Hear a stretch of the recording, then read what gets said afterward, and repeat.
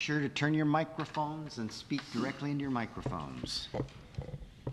Recording in progress. Good evening. I'd like to welcome you and call to order the May 23rd Port Orchard City Council regular meeting. I would like to remind us of our guiding principles and the actions we're about to take this evening. Are we raising the bar? Are we honoring the past but not living in the past? Are we building connections with outside partners? Is the decision-making process positively impacting diversity, equity, and inclusion? Please stand and join me in the Pledge of Allegiance. Pledge allegiance to the flag of the United States of America and to the republic for which it stands, one nation, under God, indivisible, with liberty and justice for all. All right, we have a published agenda this evening. Are there any amendments? Councilmember Cacciardi? Yeah, Mayor, two amendments for this evening. I'd like to add consent item F, and that would be the excusal of Councilmember Clausen for business reasons. And then I would like to move our business item F to consent item G, and that is dealing with the road closure for the Mustangs. Second. Motion by Councilmember Cacciardi, second by Councilmember Diener to add the excusal of Councilmember Clausen for business reasons to the consent agenda, and to also move business item F to consent item G. Is there any discussion of those amendments to the agenda? All in favor of approving those amendments, please say aye. Aye. Aye. Opposed? Hearing none, the agenda has been amended. Are there any other proposed amendments to this evening's agenda? To approve the agenda. Mayor, I move to approve the agenda as amended. Second. Got a motion by Councilmember Cacciardi, a second by Councilmember Lucarelli to approve the amended agenda. All in favor of approving the agenda, please say aye. Aye. Anyone opposed? The agenda has been set for this evening. We have no one in the council chambers. Is anyone online wish to address the city council for items on this evening's agenda? We have a second citizen comment period at the end of the meeting for any item, and you would use the raise your hand feature, and the clerk would bring you into the meeting. No one at this time has raised their hands. Last chance. None. We will close the first citizen comment period. We are to our consent agenda. Is there a motion to approve the amended consent agenda? Move to approve the consent agenda as amended. Second. Motion by Councilmember Rosapepe, second by Councilmember Chang. And Councilmember Trenary, you've been late twice. Third time's a charm. All right, we've got an amended consent agenda with a motion and a second. All in favor, please say aye. Aye. Anyone opposed? Hearing none, the consent agenda has been approved. We're to our business items now.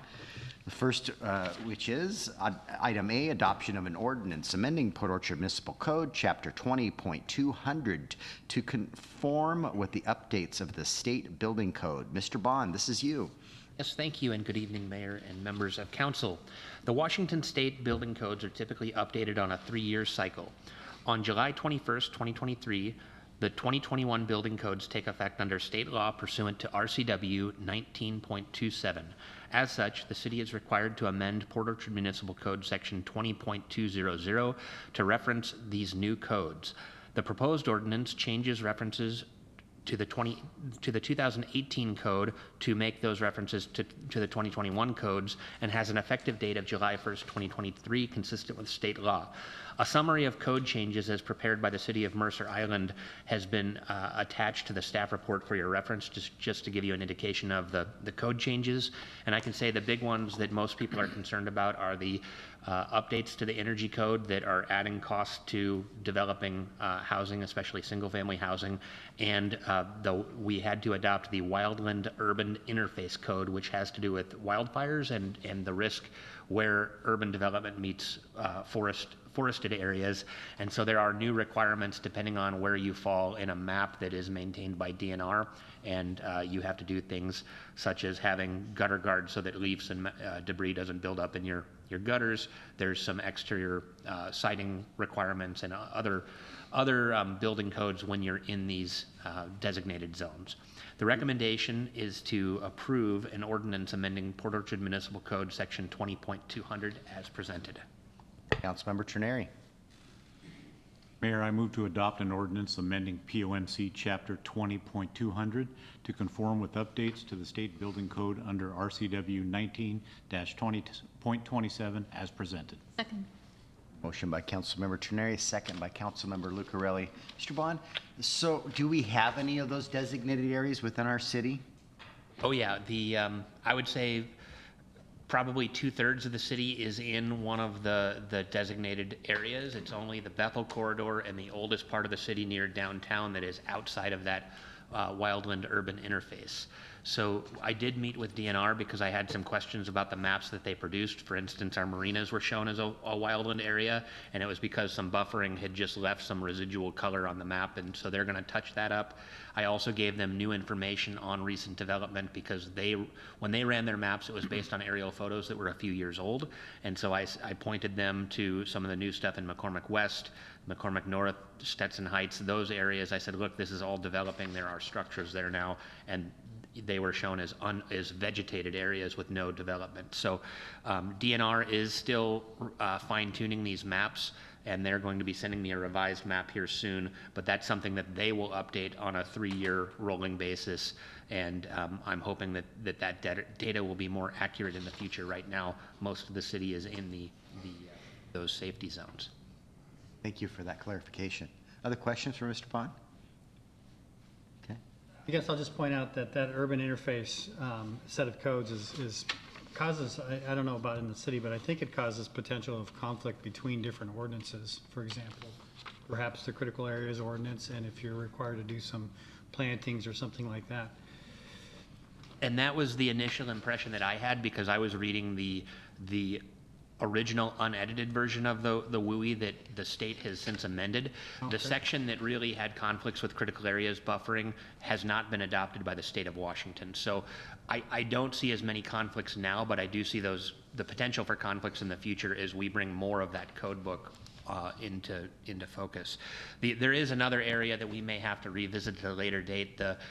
There are requirements for roofing materials and not using flammable roofing materials, and right now we exempt residential re-roofs from getting a permit, so we don't have a way to enforce somebody using the correct materials. So it is possible we're going to have to repeal our exemption for residential re-roofs in order to ensure that people are complying with this, or we could partially repeal it in the areas where you have a safety zone designation, and the areas that are not designated as a hazard are still exempt. That would seem more difficult to administer, but is a possibility that we're exploring. So just for my knowledge, what's an example of flammable roof materials? Cedar shake, like my house. Cedar shake? Okay, of course. Are there others beyond cedar shake? There's a specification that your roof has to meet a standard of flammability, and I don't know. I don't know the specifics of that, Okay. but you have to be rated in order to be used in those areas. Yeah, interesting. And these are being driven, top-down driven upon us from the state. These are not things we have the option to not do, so. And as I understand, it was quite a surprise. They've been working on the maps for years and just kind of laid them on everybody. It'll greatly affect the county. Everybody in the county likely will be affected, any development in unincorporated areas. So, Interestingly, all of Paulsbo is a hazard area, so I don't think they have any area that's outside of it. And other questions? Okay. when does this start to be enforced? July 1st. I mean, it's actually enforced then, too. Yes. These are new codes that go into building codes. It's crazy. Yes. We were hopeful they were going to delay it till the end of the year, but they did not. So that's why there's been a mad rush for vesting permits. Nick's, how many today in the last 60 days? As of the middle of last week, Lisa had 100 applications on her desk, and our builders who own lots, they're applying for every lot they have before July 1st. That's why you'll see in June, the development agreement and the bank is coming Yeah. on the 13th. They need to vest their project to the new codes. And our community center is also, we're pedaling fast to get our designs advanced far enough so that we can comply and vest with our application too. So significant costs for the new energy code. So, all right. Any other questions? Cindy looks depressed. Can't believe it. All right. You'll be voting on the adoption of an ordinance amending Port Orchard Municipal Code 20.200 to conform with the updates to the state building code. All in favor, please say aye. Aye. Anyone opposed?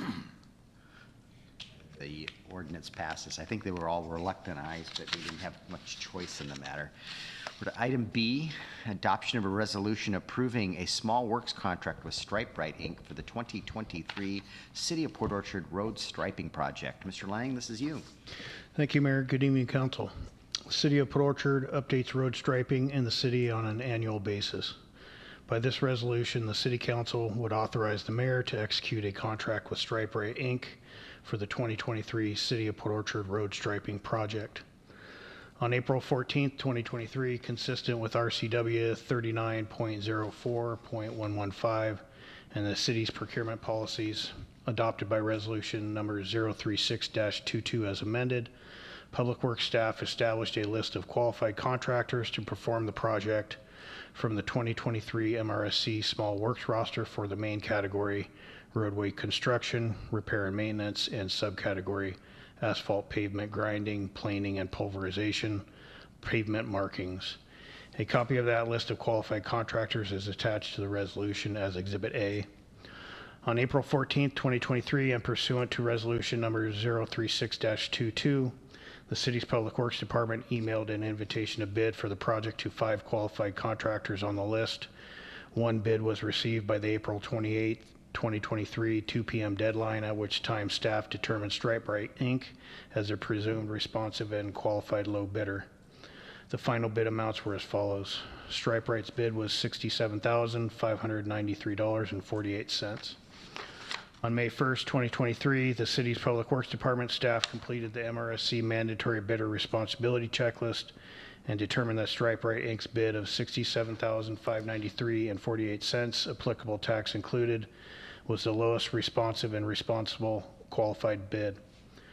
Public Works Department has confirmed that the bidding procedures for Public Works have been followed.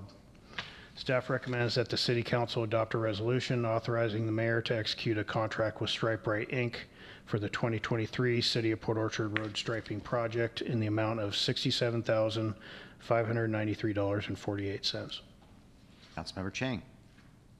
I move to adopt a resolution authorizing the mayor to execute a contract with StripeRite, Inc. for the 2023 City of Port Orchard Road Striping Project in the amount of $67,593.48.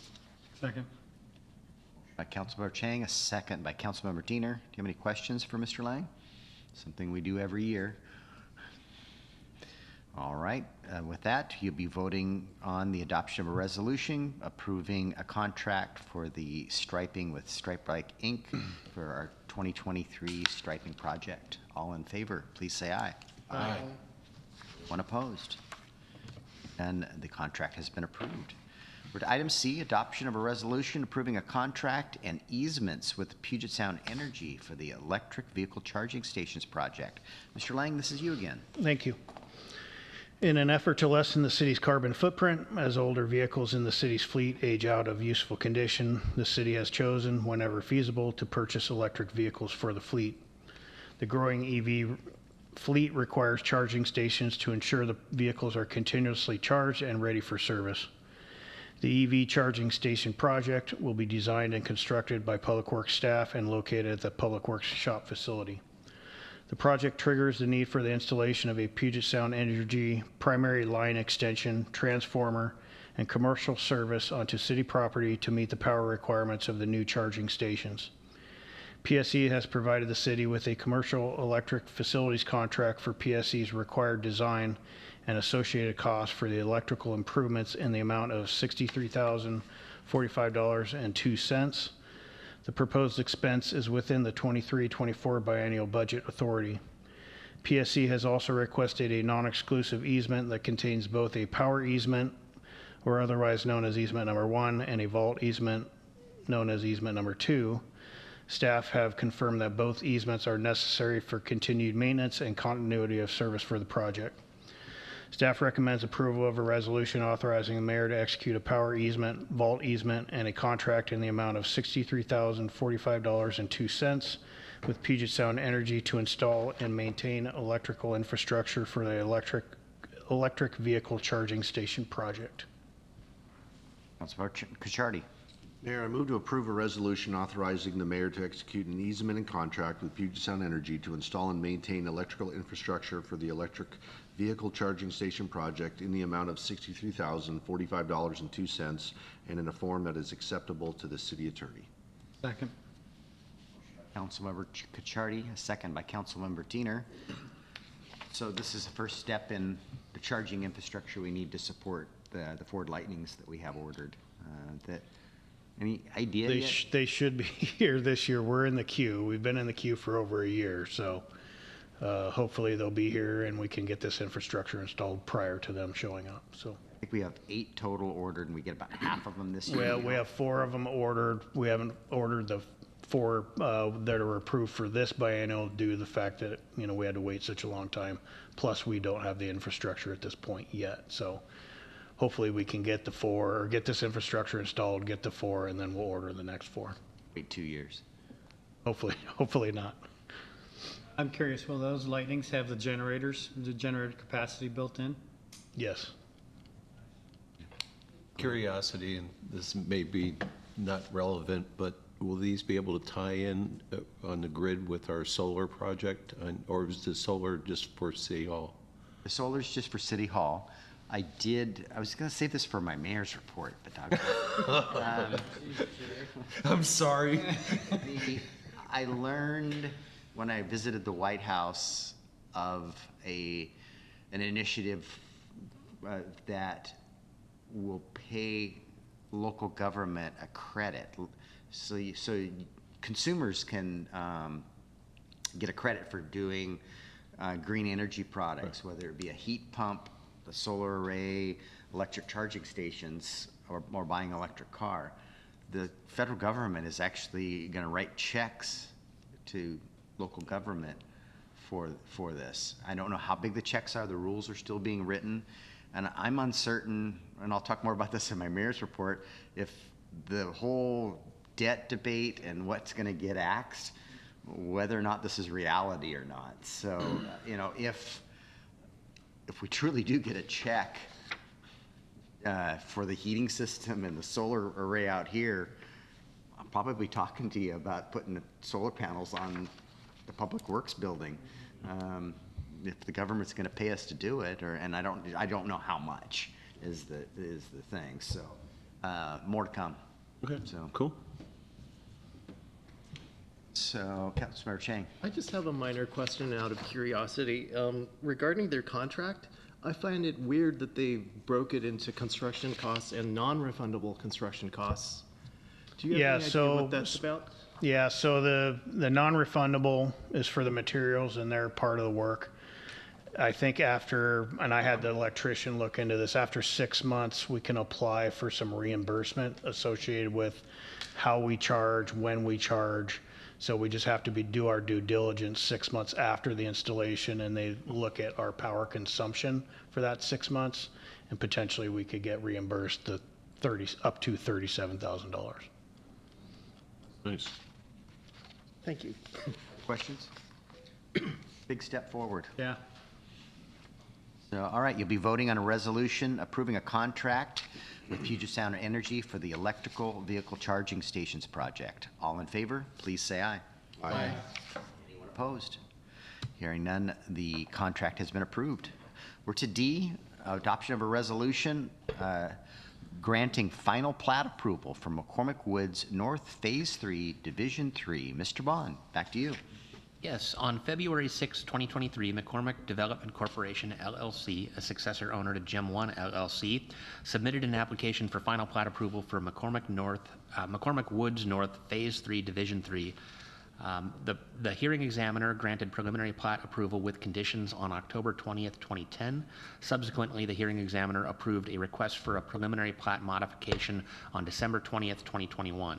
A SEPA DNS was issued for the project on October 15th, 2021. The final plat creates 105 single-family residential lots and 16 tracts consisting of open space, recreational space, shared access, which is consistent with the conditions established by the hearing examiner decision. The applicant has installed roadway illumination, roads, sidewalks, water and sewer improvements, and storm drainage improvements, and the city has received acceptable bonds guaranteeing completion of the landscaping improvements not yet completed. Streets within this final plat are for public use and will be accepted into the city road system. The staff recommendation is to adopt a resolution granting approval of the final plat of McCormick Woods North Phase 3, Division 3. Councilmember Diener. Mr. Mayor, I move to adopt the resolution as presented, granting final plat approval for McCormick Woods North Phase 3, Division 3. Second. Motion by Councilmember Diener, second by Councilmember Rosa. Pepe, do you have any questions for Mr. Bond? Go ahead, Mr. Just a quick one. Could you characterize the recreational tracks or the recreational components to the proposed division? Yeah, there's some small pocket parks at the ends of a couple of streets within the center of the subdivision, and then there are some open space tracks where there's landscaping around the perimeter. I think that's the extent of it. Okay, I couldn't tell from the plat, but are those the tracks that are FD, I think they're labeled as? I believe so. I'd have to Okay. scroll down here to see it. Other questions? All right, you'd be voting on the adoption of a resolution granting final plat approval for McCormick Woods North Phase 3, Division 3. All in favor, please say aye. Aye. Anyone opposed? And the resolution passes. We're to item E, our last business item for this evening, adoption of a resolution approving a contract with Olson Brothers Provac LLC for the 2023 Stormwater Catch Basin and Pipe Maintenance Project. Mr. Bond, or excuse me, Mr. Lang. Thank you.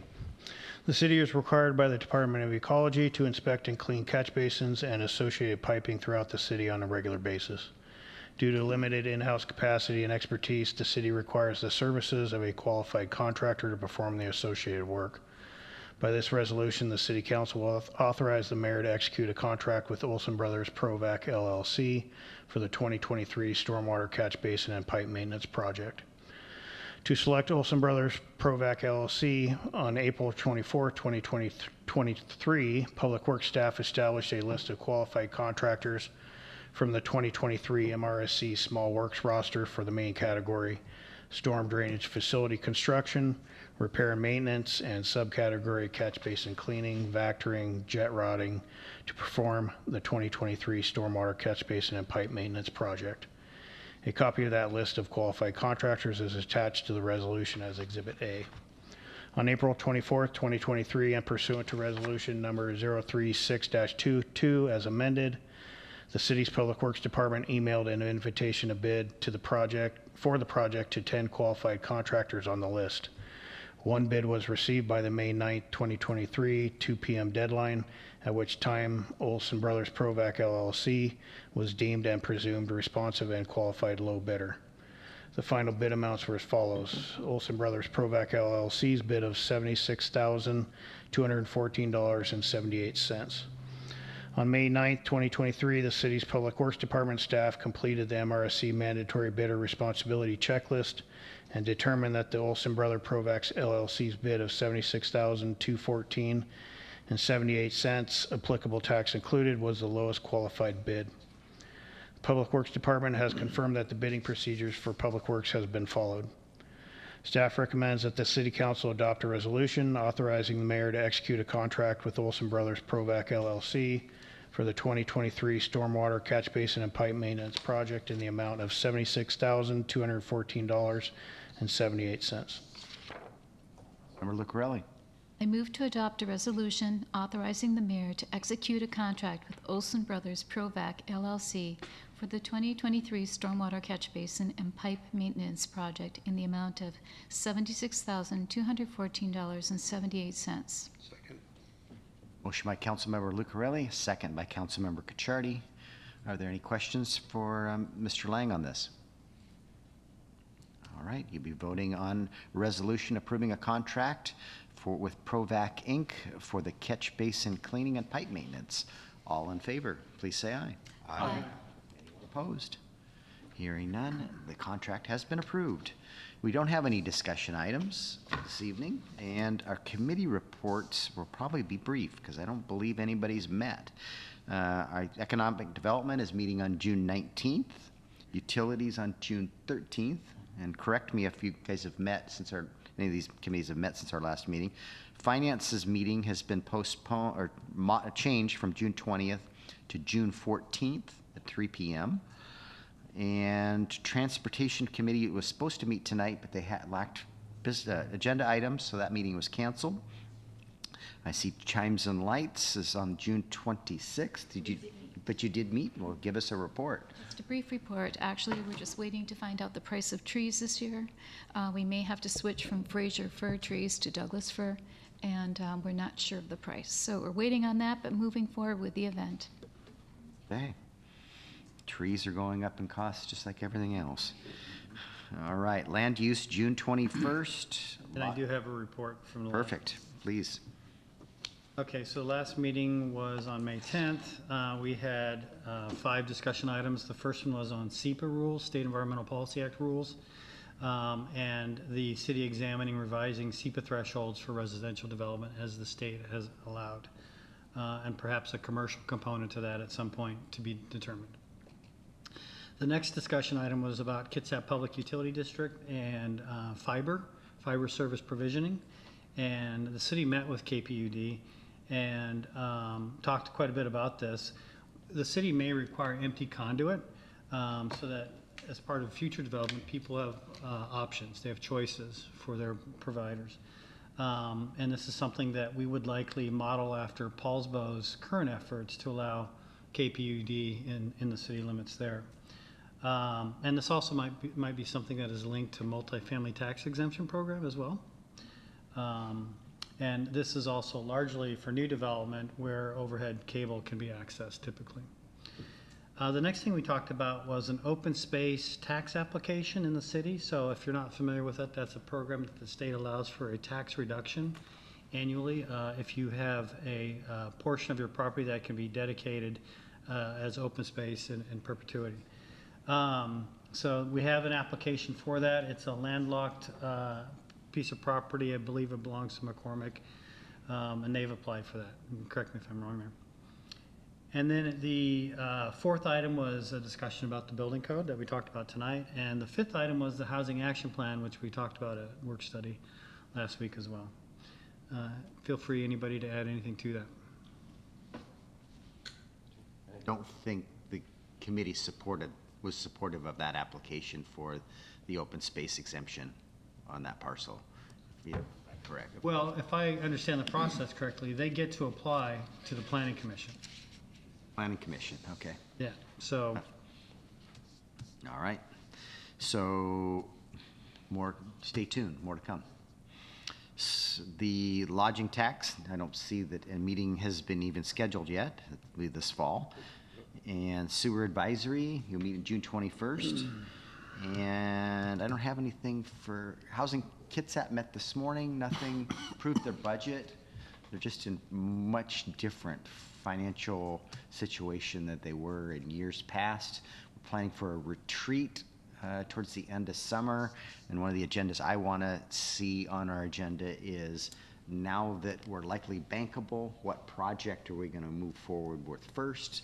And timelines for that. It's likely the Elmira project, which is over off of whatever that highway is, heading out of East Bremerton, just past the Fred Meyer and next to Kitsap Mental Health. 303, yeah. So there's Housing Kitsap has a a plan that will need to be updated, and because it was, prior to their economic challenges or budgetary challenges. So we can dust that off, is likely the project. But we're talking about building housing, which is exciting. Let's see here, the mayor's report. I had the privilege last week at the expense of the association, the National League of Cities, because I'm the president of the Association of Washington City.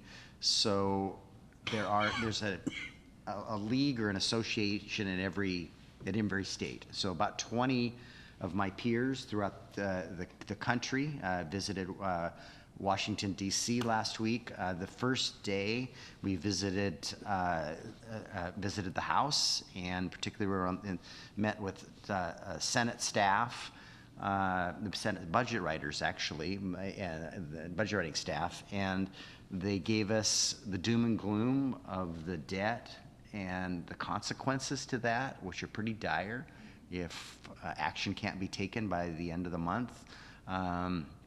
It's some of they talked about just cuts to discretionary spending to balance this would be likely 22% across the board, but then you start identifying things like Veterans Affairs, health care for low income,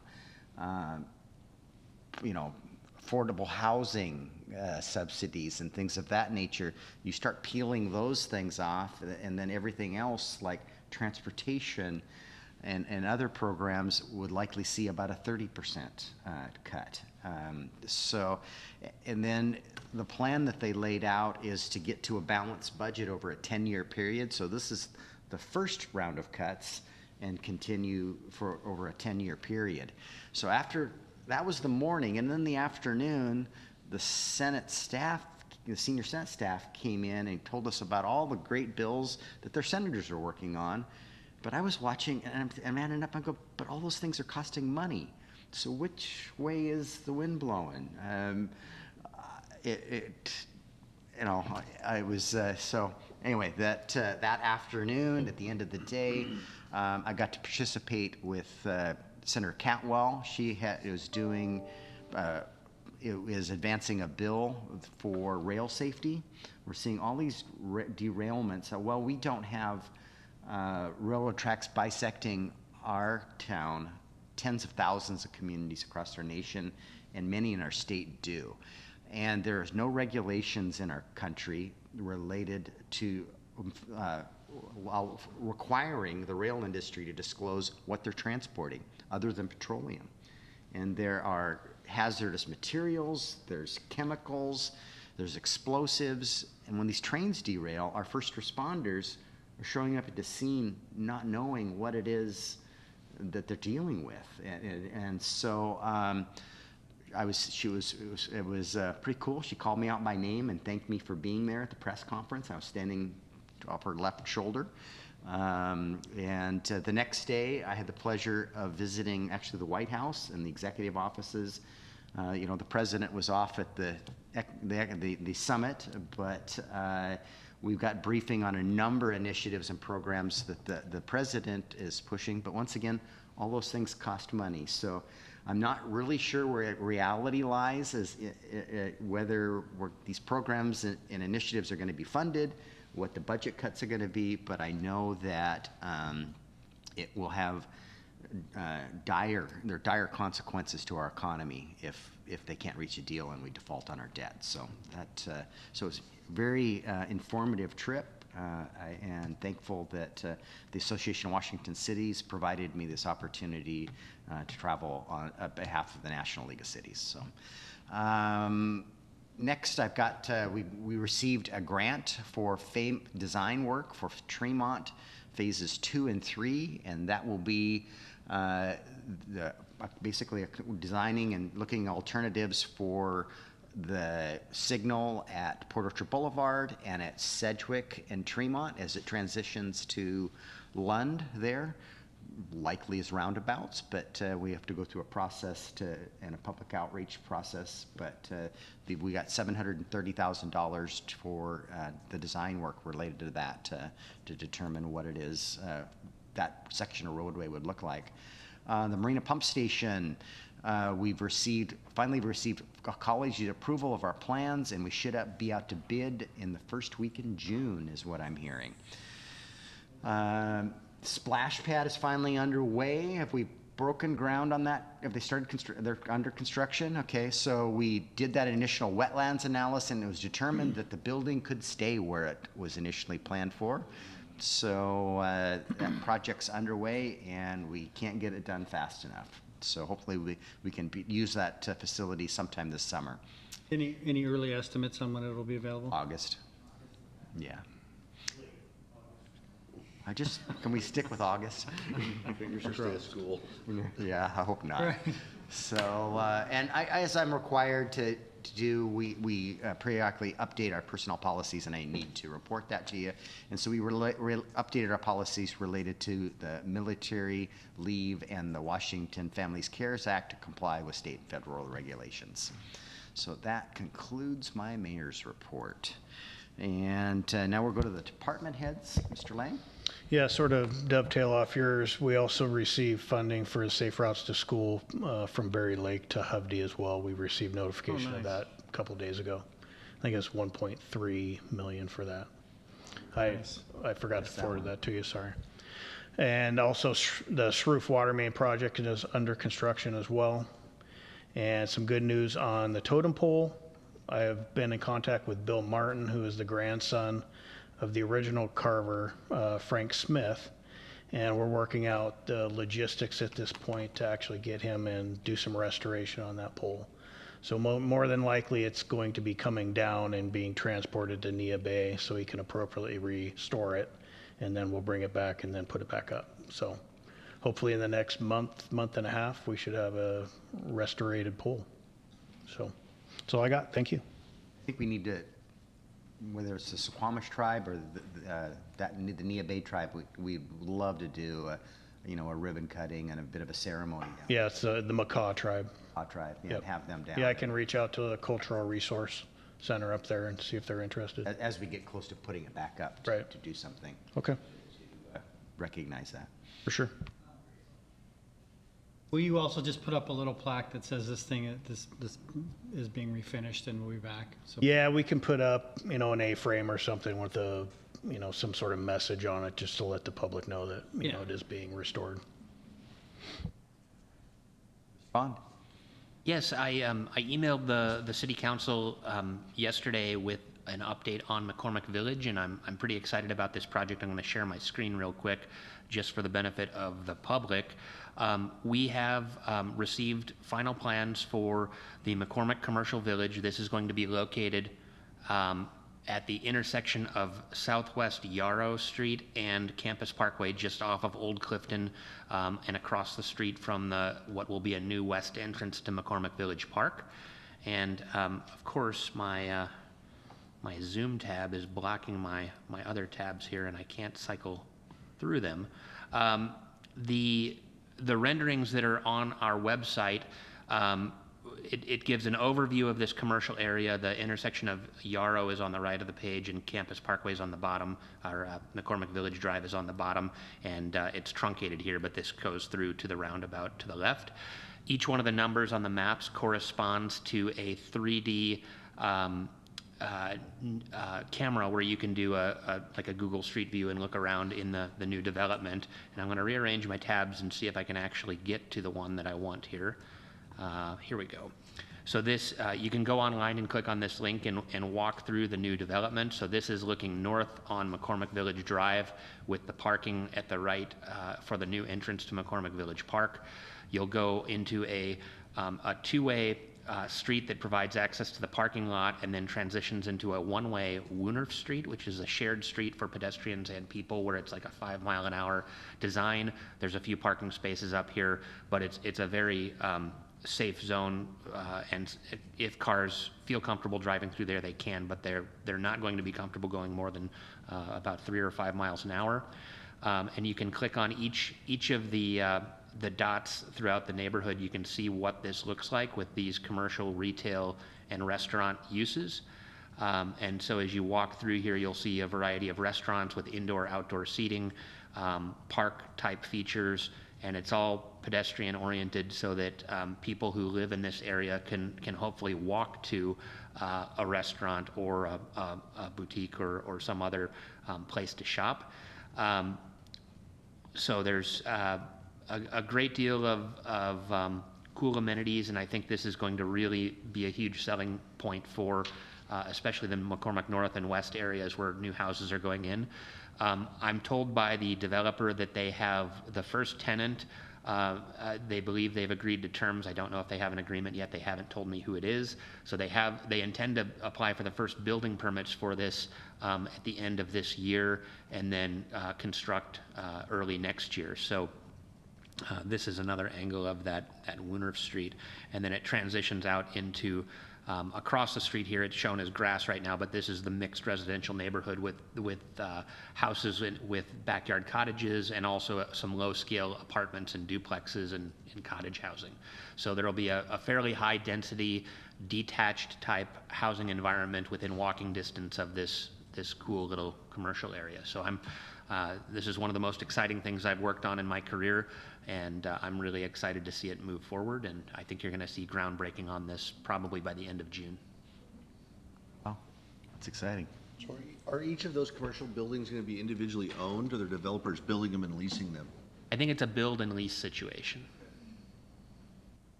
What's the potential for businesses out there? How many business potential do you think there is? Well, they're planning 20,000 square feet of commercial retail uses. That potential only increases with every house that's added out in that area. So I think given the number of houses left to be built in McCormick West and McCormick North, I think there will be quite a bit of interest in locating in this area. The other thing I can share is the developer has put together their own design standards for signage and all kind of like an HOA, but commercial HOA design standard manual that they want everybody to design to. So they're going to be very tight on what people can and can't do in the way of signage to really keep this pedestrian feel and make it really quaint and nice. And it's I think some of the inspiration for this was taken from there's a development out near Ocean Shores. I think it's Seaside? Seabrook. Yeah, Seabrook is sort of some of the inspiration for this, but it feels a little bit closer to the Central Puget Sound in terms of architectural style. It's what these renderings are. It's actually nice. Now it doesn't have all the cottage rentals that, but as far as the missing middle housing that we're desiring, have that right next to these commercial amenities is really exciting. I'm just adding that even though some of the single-family housing has slowed down, we've seen some slowing, McCormick West is still zooming ahead. 100 applications. No, I'm just saying is because I biked through there and I'm just amazed at the building. There's not any amenities west of 16 out in that area, so they're going to be capturing a pretty good size. So, great. Clicking along pretty good out of McCormick. Yep. Anything else, Mr. Bond? Okay, Ms. Archer? Thank you, Mayor, council members. As we've just passed our filing deadline, I want to give my annual or election cycle reminder with regards to RCW 4217A.555, which prohibits the use of public facilities in election campaigns. This is for the audience. Is anyone online? Okay, wonderful. As well as the council members, to flag the issues that arise when we deal with this statute during an election cycle. This statute prohibits us from allowing any public facility, including the chamber that we're sitting in, to be used for any election commenting related to a particular candidate or a particular ballot issue. That includes, and many people aren't aware, comments that are made by members of the public. So if a member of the public were to stand up, we would have to stop them from speaking to these issues because they would be physically using the public facility for election purposes, and staff could potentially get in trouble for being present while we are facilitating that conversation occurring. So There are some nuances to this rule, as with everything. There are certain situations where we can open our facility for campaign exercises or campaign activities, where we open it for all candidates in a uniform manner. But in our council meetings, that was not the case. So you may notice me this year, as I do in most election years for most of my clients, interrupting more if I am concerned that the statute is being violated by members of the public, by anyone else. Just be cognizant that that is probably the reason you hear me interrupting. Again, it's any comments in favor or against a ballot measure or a particular candidate. We cannot do that during our public meetings or in conversation while we are using public facilities. And I'm happy to answer any questions about that offline as well, or now. I'm sorry. And challenges we've had in the past include, your Zoom backdrop as your, campaign billboard, T-shirts, buttons, those are just all inappropriate in this setting or in an online fashion, someone testifying. So. Exactly, yes. I mean, if you wanted to come with a sign that said down with, a particular issue that you didn't like, issue statements are fine. But if it was a candidate's poster, that would be speech that we unfortunately have to prohibit in our space because it's a public facility, even you. So, yeah. That was my question, if someone could wear a button if they were testifying as a member of the public. Buttons are a nuanced issue. Signage, things that are not physically attached to your person. I think your policy relates, as long as we have a uniform policy that says no buttons, then your policy is no buttons. Yeah. And it's only happened once, but I've had to stop someone from testifying. Yeah, and we're already seeing PDC complaints filed. There's one filed against an agency that's not a client, because they have a citizen who comes to every meeting and makes public statements, and he has decided to run. So he made a statement in support of his own campaign, and another citizen has now filed a complaint against that agency. So we have to take this seriously, and these sorts of complaints are taken seriously. So, yeah. Thank you for that reminder. A quick question. Would we get into trouble if any candidates have not filed their PDC filings? We wouldn't be... That would be the candidate, not the city. So if I were to, or if a member of the public were to speak to somebody who has not filed, are you speaking about a write-in candidate? I think that's more of a gray area, but I would caution us against allowing for someone who has sort of, levied a write-in campaign. We're running into this issue with some of the individuals who have formally filed for the presidential office. I don't believe the filing date for the presidential office has actually occurred yet, but they have identified themselves as candidates for the president. That could potentially... I think Councilmember Chang is referring to your financial disclosure statements. Is that what you're referring to? Oh, I'm sorry. Did I misunderstand? We don't have a role in that. That is between the candidate and the public I'm sorry. I misunderstood. That's okay. That was interesting too. Okay. All right. Thank you so Other much. questions on this subject? Okay. Ms. Lund. Knowing the interest in our Inclusion Commission, I just want to keep you in the loop. We have started regular meetings. We have 8 employees committed, a 9th considering. So members have shared their interest. We're working through mission, vision, value statements, and we'll be working on some goals as well. So you'll continue to hear reports, but we are up and rolling. Hey, we've got Ms. Floyd filling in for Ms. Wallace this evening. Got anything to report from the clerk's office? I have nothing to report, but Ms. Wallace is actually online. I'm not sure if she is able to report on anything, but if anybody has any questions or if she would like If to, she she's able wants to give her report. report, she's welcome to. I know she's quite ill, and she probably doesn't even need to be on the meeting this evening. Our intern is back, and we plugged her in, hit the ground running. She's back. Lauren Kelly's in the back room. She came back for her 3rd summer with the city, and she was, fish to water back there with that recording equipment tonight. So she did a good job for us. All right, so we're to our second citizen comment period. So if anybody wishes to address the council, we have nobody in person, but if there's someone who wants to address the council, use the raise your hand feature, and you will be given 3 minutes to address the city council. No one has yet raised their hands. I think we're good. Okay, we will close the second citizen comment period. And is there anything for the good of the order? Councilmember Rosepepe. I think this is a question for the mayor and for the council. And Charlie, please feel free to weigh in. Obviously, we kind of dodged one when the Washington State passed the drug possession law, but it allowed some latitude for local laws regarding drug paraphernalia. So I didn't know as we move forward if there was anything, and obviously I'd asked the chief to weigh in on it, if there was anything that we wanted to amend or change as this moved forward. So I'm just putting it out there, and I think we should ask the chief to weigh in on this. You could on maybe send me an email on this I will. subject matter Yep. and whether, and then we could, so remind me so that Yeah, don't I forget. just wanted to put out for Yeah, thought right and now. I'll get the chief to weigh in and whether or not that's something that's needed maybe in our community and whether or not it's enforceable. Yep, that's We hate to always true. pass regulation and rules that we really don't have the capacity to enforce. And do we have a problem? Yeah. On a lighter note, I left for some work this morning at 6:20 and was amazed that the pickleball courts at McCormick Woods were jammed.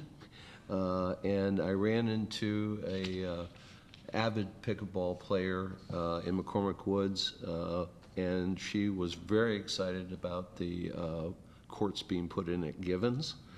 And so for any time we start looking at park amenities anywhere, that we should consider additional pickleball courts. It's amazing how it's taken off. I've had a number of inquiries. When are you going to do that? Are you going to get them done this summer? And I think it's a next summer project. So, Mr. Bond, you have an update on that? Well, I was going to share that the McCormick Communities is also, they're required per their development agreement to make improvements to McCormick Village Park. And they've actually identified space along McCormick Village Drive towards the very north end of the development that's flat enough for pickleball courts. So they're going to try to squeeze some in out there as well. That's nice. And back to the drug possession, that slipped my mind. And I was actually encouraged by what the legislature passed. It was, I think we did better than I thought we were going to get. And we'll see, how it plays out over the next year as far as the enforceability of it. But I was encouraged that they, in that particular area around paraphernalia and things, they didn't preempt local control. So communities that are having a problem with that can address that. So they made it a gross misdemeanor, and they would encourage but don't require treatment. So I was very, very, a little bit encouraged. Councilmember Diener? I got one thing, it's not really good of the order, it's kind of unfortunate, but it looks like parts of cabling along the pathway by Bruce Titus Ford dealership is being cut and stolen, so there's a whole bunch of loose cable out there, and I don't know how you prevent that, but there's a bunch of strands that are just hanging. Yeah, it's from Rockwell. I noticed that today too. And so there's some cable that's been cut. No, it's down towards from Rockwell in that first section there towards the car wash. So there's some cable missing. I think there's a few spots, yeah. I don't know what you're going to do with that cable. It's not copper. It's not copper, yeah. So, but anyway, with that, anything else for the good of the order? All right, our meeting is adjourned. I'm not sure how that happened. Recording stopped.